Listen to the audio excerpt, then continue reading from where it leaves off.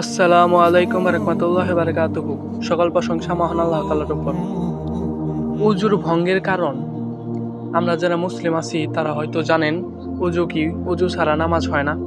উজু ভেঙে যায় কি কারণে সেটা আজকে আসুন জেনে নেই।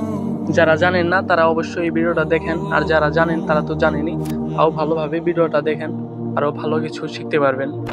বিসমিল্লাহির রহমানির রহিম বলে শুরু করছি।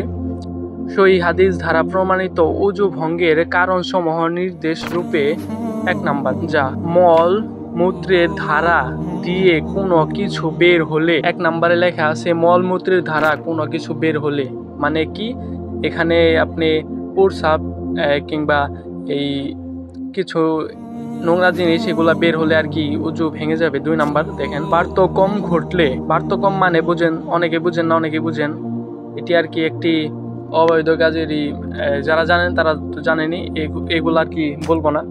৩ নাম্বার, শোয়া অবস্থায় গভীর নিদ্রায় গেলে, মানে আপনি শুয়ে আছেন, শোয়া অবস্থায় আপনি যদি গভীর নিদ্রায় যান আর কি, আপনি ঘুমিয়ে যান। ৪ নাম্বার, যে সব কাজ করলে গোসল ফরজ হয় তা ঘটলে, মানে এই কাজ করলে পারা আপনার আর কি উজু ভেঙে যাবে। ৫ নাম্বার, উটের গোস্ত খেলে, মানে উট তো অনেকে চিনেন, অনেকে আবার চিনেন না, বেশিরভাগই চিনেন। উটের গোস্ত খেলে আপনার উজু ভেঙে যাবে। যারা সৌদি আরব আছেন তারা অবশ্যই উটের মাংস খান বেশি। আজকের মতো বিদায় নিচ্ছি, আল্লাহ হাফেজ। পরবর্তী কোনো ভিডিওর সাথে আবার দেখা হবে ইনশাআল্লাহ। Tata, bye bye.